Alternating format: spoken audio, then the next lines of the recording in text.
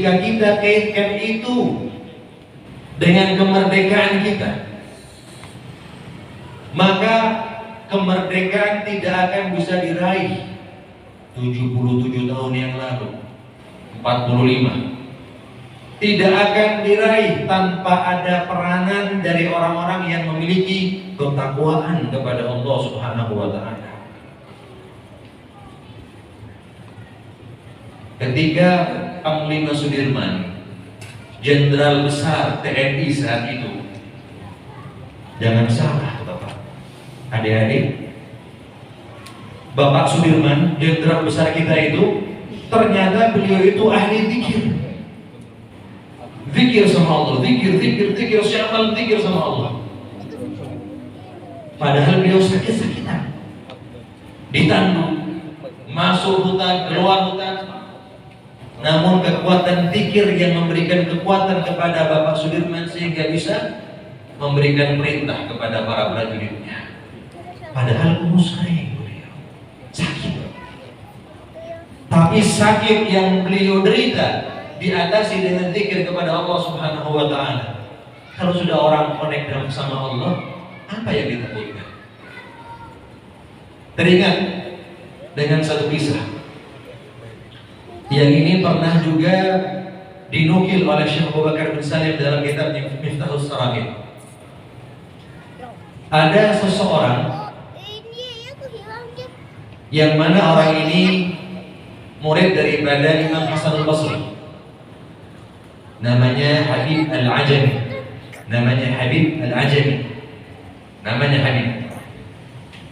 Habib al-Ajami ini orang saleh, gurunya orang besar, Sayyidut Tabi'in Hasan al-Basri. Tiba-tiba suatu hari beliau kedatangan para ulama, orang-orang pintar. Ya kalau bahasa kita sekarang profesor doktor yang datang kepada beliau, bertamu, kemudian datang atau masuk waktu sholat.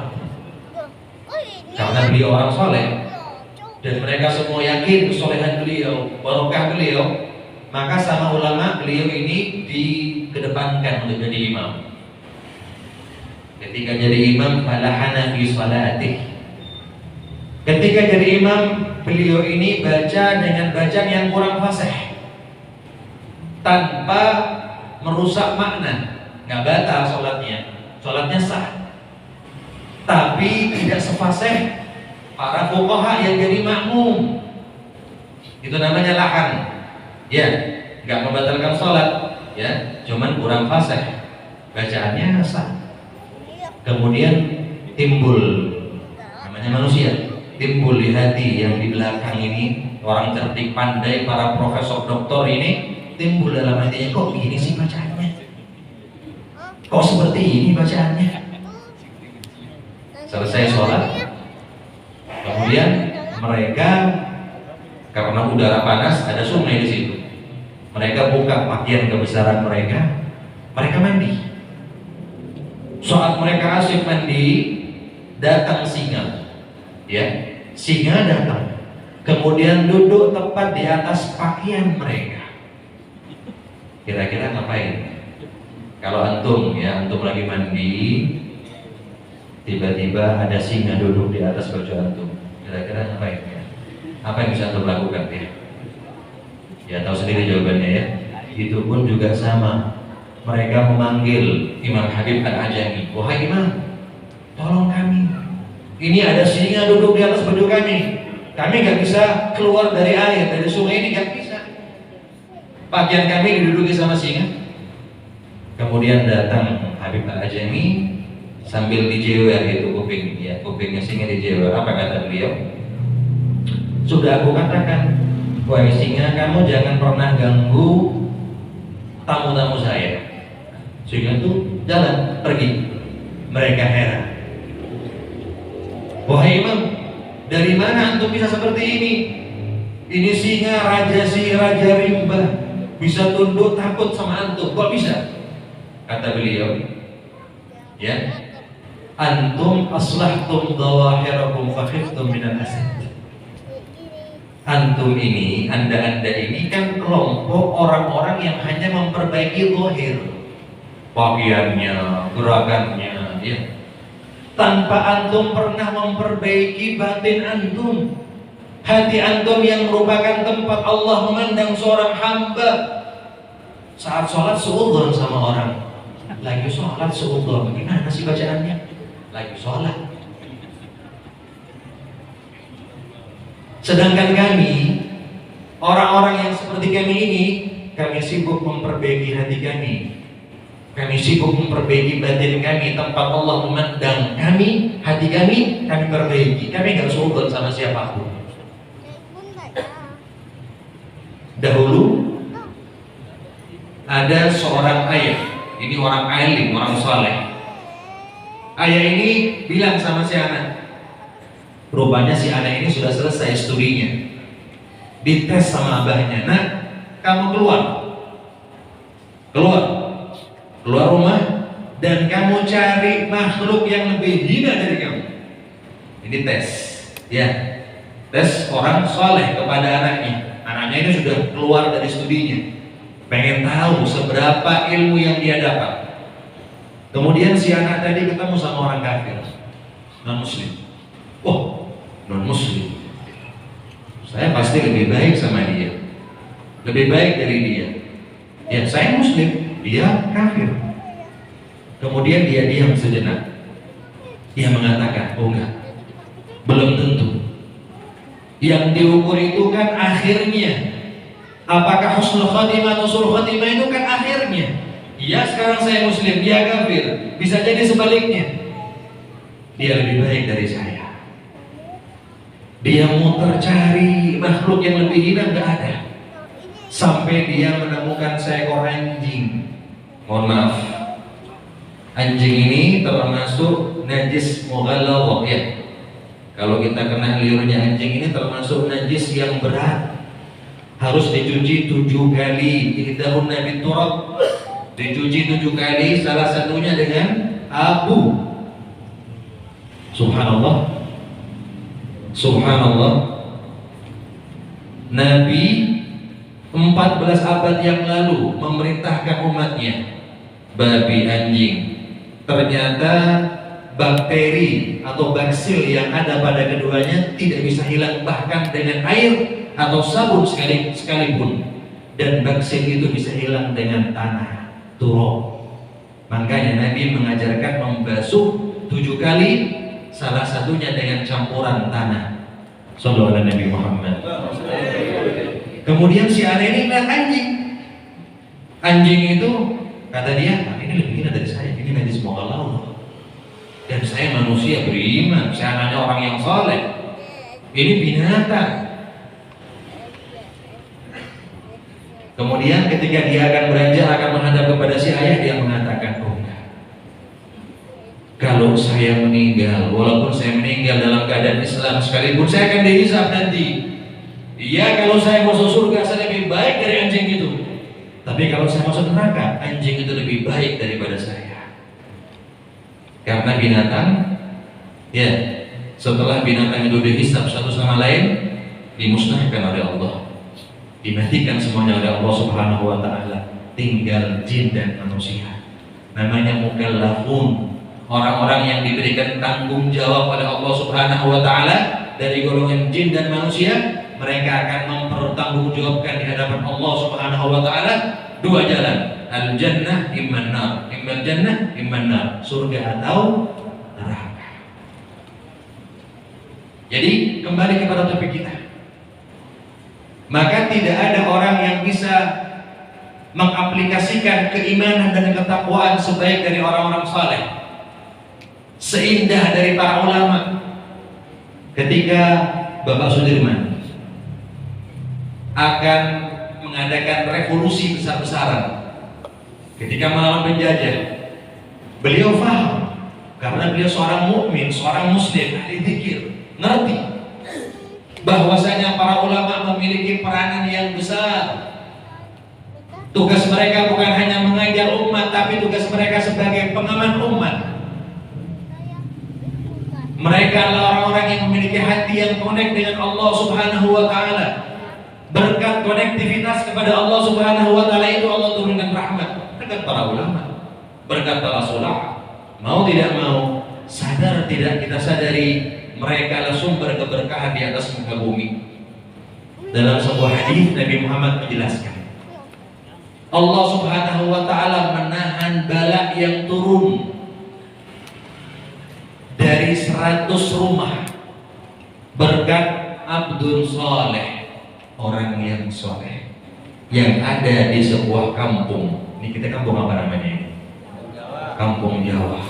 Satu orang soleh yang ada di kampung Jawa itu bisa menahan bala yang akan turun, menahan dari 100 rumah. Bagaimana jika ada 2 orang? Bagaimana kalau ada 3 orang soleh?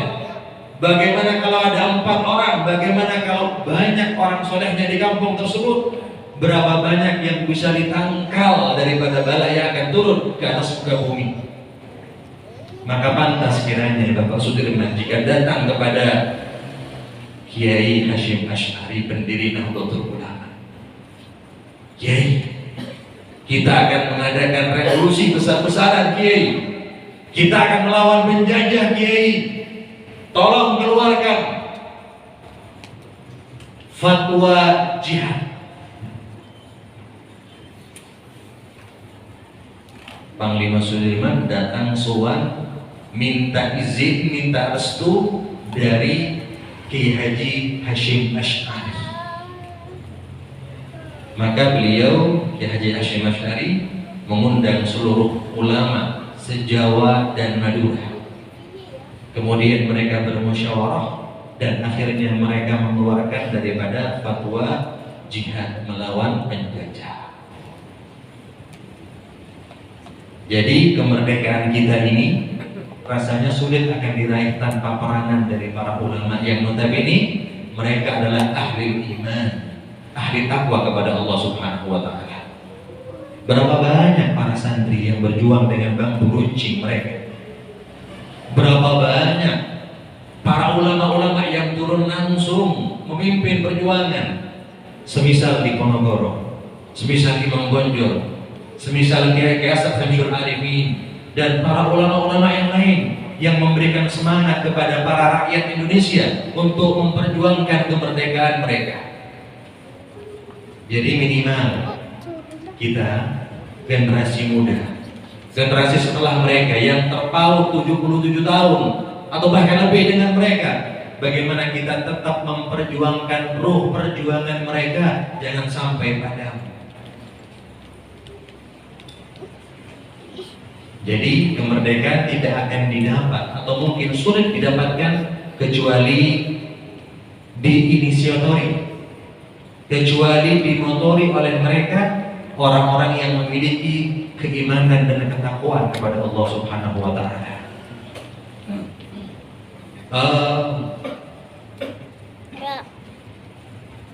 Di zaman sahabat,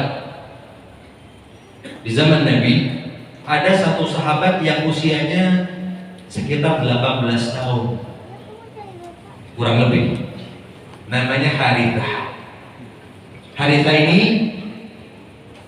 di kemudian hari ternyata syahid. Ketika ikut perang beliau syahid fisabilillah, meninggal muda saat masih hidup. Di zaman Nabi Muhammad SAW, Harithah ini jalan dan tanpa sengaja ketemu dengan Nabi di sebuah gang. Ketemu sama Nabi Muhammad SAW. Kata Nabi Muhammad, "Kaifa asbahta ya Harithah?" Harithah, apa kabar? Ini perlu kita perlu perenungan ya. Bagaimana seorang tokoh besar, seorang tokoh yang membawa perubahan yang paling besar di atas muka bumi, Sayyidina Muhammad, ditokohkan, dimuliakan, dihormati, ketemu dengan anak muda, Nabi sapa duluan, "Kaifa asbahta ya Harithah?" Jadi kalau kita ketemu dengan anak muda, paling tidak kita mengucapkan salam, "Assalamualaikum, nak, apa kabar? Sehat?" Jadi biar ada hubungan antara yang tua dengan yang muda. Ini adatnya Nabi Muhammad. Nabi sapa duluan, "Kaifa asbahta ya Harith?" Apa kabar kamu hari ini wahai Harithah? Dengar ya anak-anak muda, adik-adik dengar.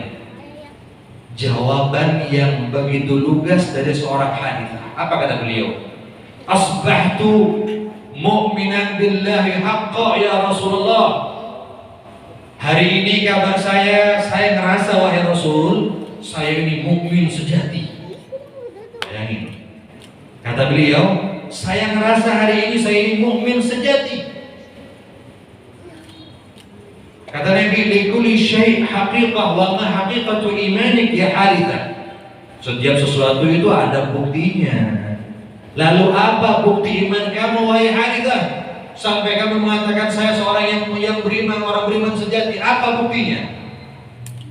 Apa tandanya? Kata beliau, kata Harithah, azafat nafsi anid dunia. Ini yang pertama. Pertama aja sudah sulit. Kayaknya kita mundur nih. Ya, azafat nafsi anid dunia ya Rasul, saya tidak tergiur sedikit pun dengan dunia. Bukan dengan uang ya. Bukan dengan kursi. Tahu kursi Bapak? Mana ada kursi di sini? Ada kursi? Ada kursi nggak? Kursi itu 2024 nanti. Paham ya? Berapa umurnya kursi itu? 5 tahun. Cuma 5 tahun. 5 tahun kursi itu berumur, tapi apa? Sawahnya dijual. Apa lagi? Semuanya dijual. Bahkan kehormatannya dijual. Cuma demi kursi yang 5.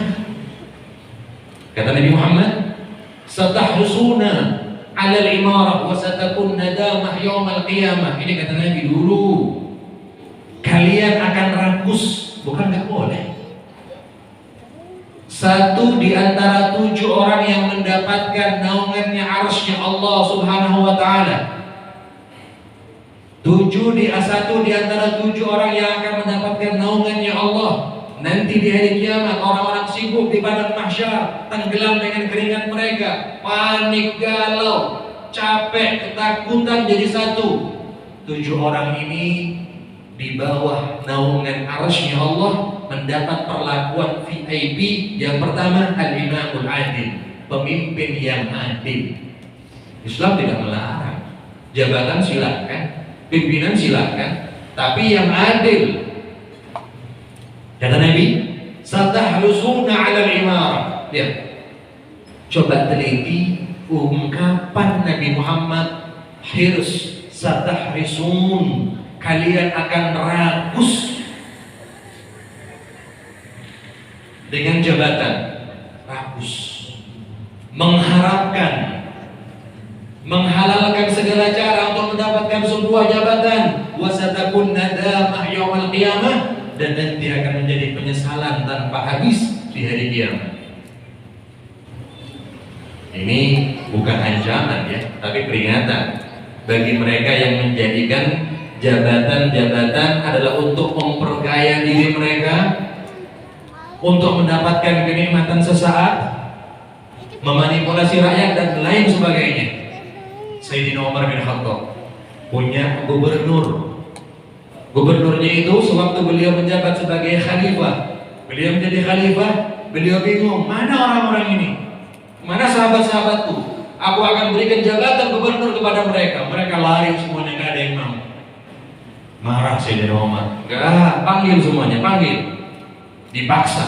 Kamu jadi gubernur Mesir, kamu jadi gubernur di Irak, kamu jadi gubernur di Hijaz, dipaksa. Mereka berangkat. Sudah, tugas dari pemimpin, tugas mulia sebagai pengayom masyarakat, sebagai pelayan umat, berangkat mereka ke tempat masing-masing. Setahun kemudian, satu sahabat datang ke Madinah, ditinggalkan apa? Wilayahnya, ditegur sama Umar, ngapain kamu kesini? Kan saya tugaskan kamu jadi gubernur. Ngapain ke Madinah? Ngapain pulang? Apa kata sahabat tadi? Wahai Khalifah Amirul Mukminin, nih jabatan saya kembalikan kepada antum. Setahun yang lalu Ketika antum perintahkan saya menjadi gubernur, saya nggak ada minat. Saya terima karena tanggung jawab kepada Allah, kepada antum sebagai seorang pemimpin, saya terima. Namun setahun belakangan ini setelah saya jadi gubernur, kok enak ya? Ada ajudannya, makanannya enak, segala macam, diberikan fasilitas yang berbeda dengan rakyatnya. Maka saya kembalikan ini jabatannya, saya nggak mau. Lah ini orang-orang dulu ya. Ya. Kemudian apa yang bisa kita ambil pelajaran? Jadi jabatan itu bukanlah untuk memperkaya diri kita, namun sebagai wasilah untuk kita bertakarrub kepada Allah Subhanahu wa taala sampai kita mendapat predikat al-imamul adil, pemimpin yang adil, yang nantinya akan mendapat naungan daripada arusnya Allah Subhanahu wa taala. Ya. Nah, ini ya. Kembali kepada hadis Harithah. Yang pertama, apa hakikat dari iman kamu wahai Harithah? Kata beliau, azabat nafsi anid dunia, saya tidak tergiur sedikit pun dengan dunia wahai Rasul. Ashartu layali, aku bangun tiap malam, aku begadang beribadah kepada Allah. Wa azmatu nahari, dan aku bikin haus diriku di siang hari berpuasa. Wa ka'anni anzur ila arsy rabbi barizah, dan seakan-akan aku dapat memandang arsy Allah Subhanahu wa taala. Bukan melihat, bukan memandang, enggak. Ka'anni anzur, saking imannya Harithah dalam hatinya, seakan-akan dia bisa melihat arsy Allah Subhanahu wa taala. Dan seakan-akan saya dapat melihat surga wahai Rasul, melihat orang surga, mereka penuh dengan kenikmatan, dan saya seakan-akan melihat penduduk neraka, mereka diadab oleh Allah Subhanahu wa taala. Kemudian Nabi memuji Harithah, kata Nabi, arafta falzam, kamu sudah tahu jalannya, lanjutkan. Abdun nawwarallahu qalbah, seorang hamba yang telah diberikan cahaya hatinya oleh Allah Subhanahu wa taala. Kita berharap kepada Allah Subhanahu wa taala, mudah-mudahan momentum Muharram ini, momentum Agustus ini menambah keimanan kita kepada Allah Subhanahu wa taala untuk kita menjadi pribadi yang baik, pribadi yang bertakwa kepada Allah Subhanahu wa taala. Dikatakan dalam satu riwayat, man taraka syai'an lillah awadahu Allah khairun minhu. Barang siapa yang meninggalkan sesuatu karena Allah, takwanya kepada Allah sampai dia meninggalkan sesuatu tadi, maka Allah ganti dengan yang lebih baik. Para pemuda, para pemudi, pacaran tidak baik buat antum. Tidak ada pacaran syar'i. Antum tinggalkan karena Allah, antum akan diberikan yang lebih baik. Yang lebih baik akan diberikan oleh Allah Subhanahu wa taala. Yang penting kita tinggalkan karena Allah. Apapun yang kita tinggalkan karena Allah, maka Allah akan ganti dengan yang lebih baik. Mudah-mudahan kita menjadi pribadi yang lebih baik insyaallah taala, pribadi yang beriman kepada Allah, pribadi yang bertakwa kepada Allah. Dan kita berdoa kepada Allah pada malam hari ini, tidak seorang pun yang keluar dari majelis yang mulia ini melainkan semua dosanya diampuni oleh Allah Subhanahu wa taala, melainkan semua hutangnya dilunaskan oleh Allah Subhanahu wa taala. Dan tentu kita punya harapan-harapan kepada Allah. Kita minta permintaan kepada Allah, dan setiap permintaan dan harapan itu semoga dikabul oleh Allah Subhanahu wa taala. Kita dijadikan sebagai hamba Allah yang budiman, sebagai hamba Allah yang baik, sebagai hamba Allah yang berakhlakul karimah. Dan nanti harapan kita semua, baik yang muda ataupun yang tua, kita kelak nanti ingin diperjumpakan dengan Nabi Muhammad. Ingin kita diperjumpakan dengan Nabi Muhammad. Kita ingin mencium tangan Nabi Muhammad. Kita ingin minum dari telaga kautsar Nabi Muhammad. Pengen kan? Buktikan dengan cinta kepada Nabi Muhammad, bersalawat kepada Nabi Muhammad, mencintai ahli bait Nabi Muhammad, mencintai sahabat Nabi Muhammad, mencintai para ulama Nabi Muhammad, dan mencintai semua kaum muslimin Nabi Muhammad insyaallah. Dan para mahasiswa-mahasiswi, para hadirin, ayo kita sama-sama semarakkan majelis-majelis taklim kita. Kita hadiri acara-acara haul, kita hadiri acara-acara majelis taklim, kita kita hidupkan kembali sunnah Nabi Muhammad Sallallahu Alaihi Wasallam. Insyaallah kita menjadi pribadi yang dibanggakan oleh beliau. Insyaallah, amin Allahumma amin. Kurang lebihnya saya mohon maaf. Wabillahi taufiq wal hidayah. Wassalamualaikum warahmatullahi wabarakatuh.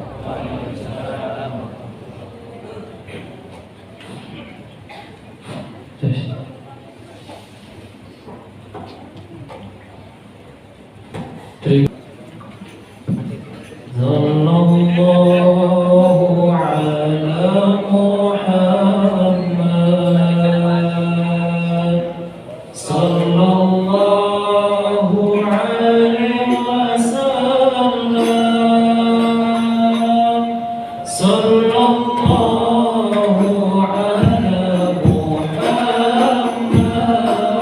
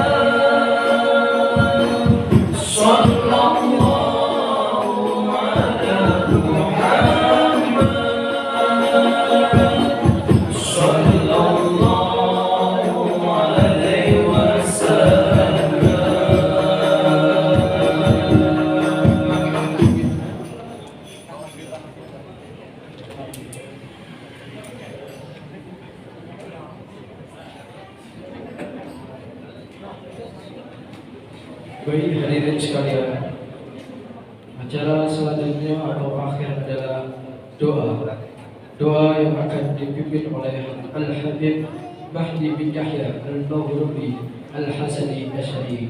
Kepada beliau kami persilakan.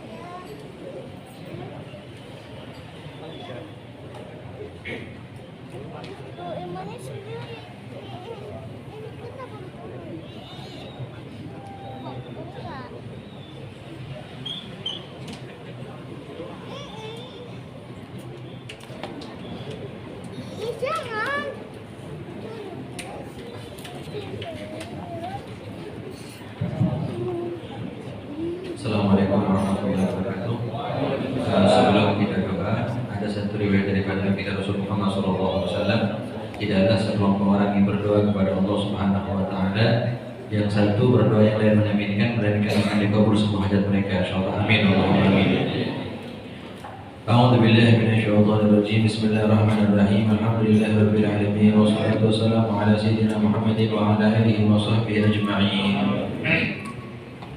ولقد أشرت لنعت من أوصافه تهي القلوب تهيج الأشجان والله قد أثنى عليه فما يساوي القول منا أو يكون ثنانا لكن حبا في السرائر قد دعا لمده صفة ربنا وحدانا وإذ امتزجنا بالمودة هاهنا نرفع أيدي فقرنا ورجانا للواحد الأحد العلي إلهنا متوسلين بمن إليه دعانا مختاره وحبيبه وصفيه زين الوجود به الإله حبانا يا ربنا يا ربنا يا ربنا بالمصطفى اقبلنا أجب دعوانا أنت لنا يا ذخرنا في هذه الدنيا وفي أخرانا أصلح لنا الأحوال واغفر ذنبنا ولا تؤاخذ ربي إن أخطأنا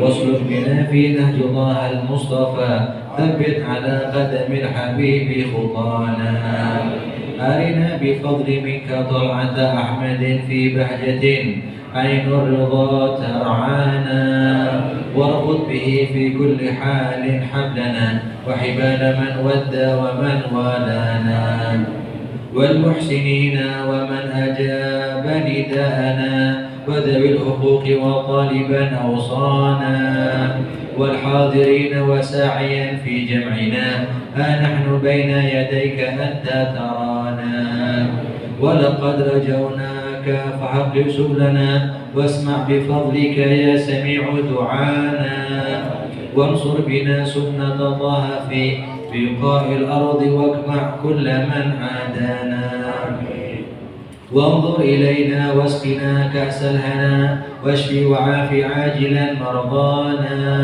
واقض لنا الحاجات واحسن ختمنا عند الممات وأصلحا عقبانا يا ربي واجمعنا وأحبابا لنا في دارك الفردوس يا رجوانا يا ربي واجمعنا وأحبابا لنا في دارك الفردوس يا رجوانا يا ربي واجمعنا وأحبابا لنا في دارك الفردوس يا رجوانا بالمصطفى صل عليه وآله ما حركت ريح الصبا أبصارنا سبحان ربك رب العزة عما يصفون وسلام على المرسلين والحمد لله رب العالمين الصلاة والسلام عليك يا سيد المرسلين الصلاة والسلام عليك يا خاتم النبيين الصلاة والسلام عليك يا من أرسله الله رحمة للعالمين ورضي الله تعالى عن أصحاب رسول الله أجمعين بسر الفاتحة.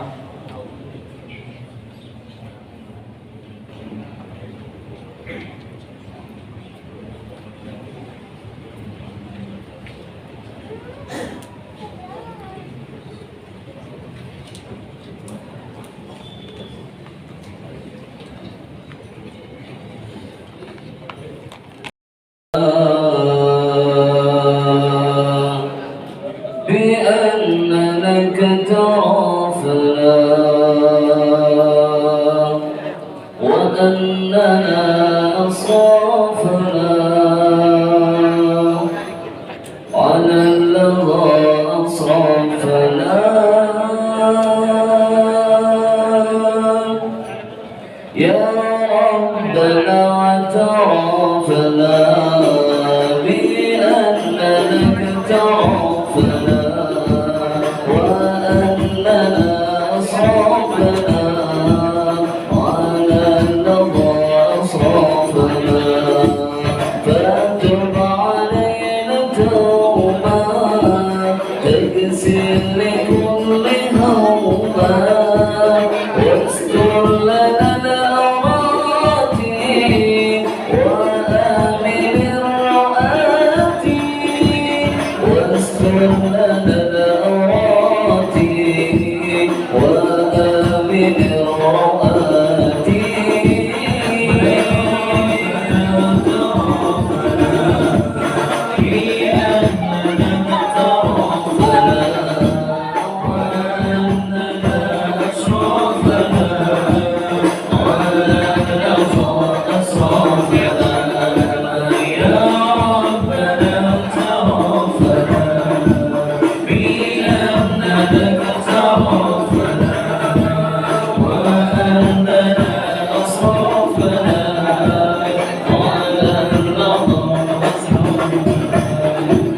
واغفر لوالدينا ربي ومولدينا والآل والإخوان وسائر الأخلان وكل ذي محبة أو جيرة أو صحبة والمسلمين أجمع آمين رب السماء والمسلمين أجمع آمين رب السماء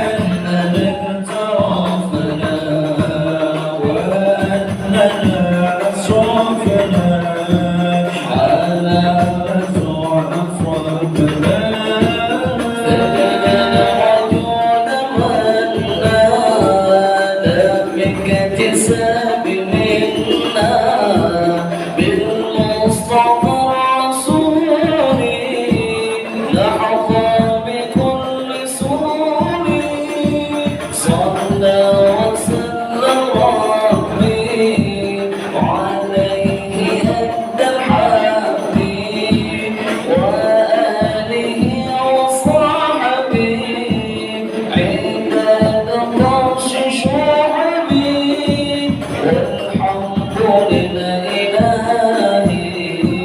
بالبدء والتناهي ربنا اعترفنا بأننا اعترفنا وأننا أسرفنا